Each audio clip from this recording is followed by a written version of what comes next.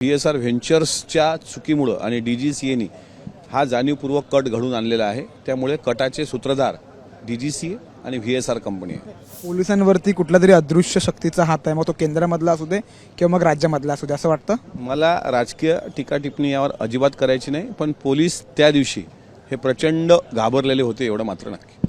VSR company नेमकी कोणाच्या मालकीची आहे, त्याच्याबद्दल काय सांगाल नेमकं?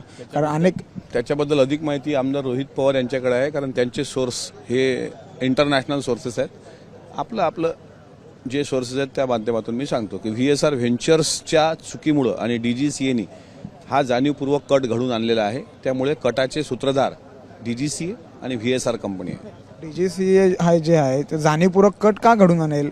त्यांचा आणि अजित पवारांचा काही संबंध नव्हता, फक्त ते प्रवास करण्यासाठीच विमानं द्यायचे, ते का कट घडवून आणतील? त्यांच्यावरती त्यांना कोणीतरी सांगितलं आहे का की असं तू कट घडवून आण आणि दादांचा असं कर असं अष्टप्रधान मंडळाबद्दल सुद्धा छत्रपती शिवाजी महाराजांच्या काळात वाटलं होतं की छत्रपती शिवाजी महाराजांवर विषप्रयोग कसा काय केला जाईल, पण नंतर संभाजी महाराजांनी ते अष्टप्रधान मंडळ पालीला हत्तीच्या पायी दिलं होतं की नाही?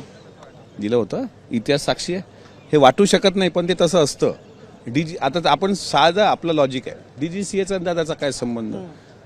अहो DGCAला जर वाटत असेल की या आता त्याला सुपारी दिली असेल पायलटला की तुझ्या परिवाराला आम्ही पोचतो, तू सुसाईड बॉम्बर म्हणून जा। आता काही घटना अशा सांगतायत की तो कॅलिफोर्नियात आहे, मग तो कॅलिफोर्नियात आहे तर मग शांभवी पाठकला दिलं होतं का त्या फ्लाईट चालवायला? इतकं मोठं त्याच्यात डिझेल फ्युएल हे कसं भरलं होतं? विमान तिरकं कसं झालं आणि धडकलं? त्याच्या अगोदर स्फोट कसे झाले? म्हणजे बजरंग सोनवणे काही साधी व्यक्ती नाही आहे, ते खासदार आहेत लोकसभेचे। त्यांनी म्हटलं होतं ना विमानात स्फोटके होती, म्हणजे लोड केलेलं होतं का? व्हिजिबिलिटी असताना सुद्धा काय सांगितलं गेलं? व्हिजिबिलिटी नसताना सुद्धा सांगितलं गेलं की व्हिजिबिलिटी आहे, हवामान ढगाळ होतं असं सांगितलं गेलं पहिलं, पण नंतर स्वच्छ होतं। हे सगळं DGCAचंच कट कारस्थान आहे ना। एक साधा प्रश्न स्पष्ट विचारतो, दादांना बाजूला सारून कोणाचं भलं होणार होतं, कोणाचं हित होणार होतं, काय वाटतं? कारण दादा जोपर्यंत बाजूला जात नाहीत, कट रचला गेला, दादांना बाजूला केलं गेलं, कोणी केलं असेल, कोणाचं भलं होणार?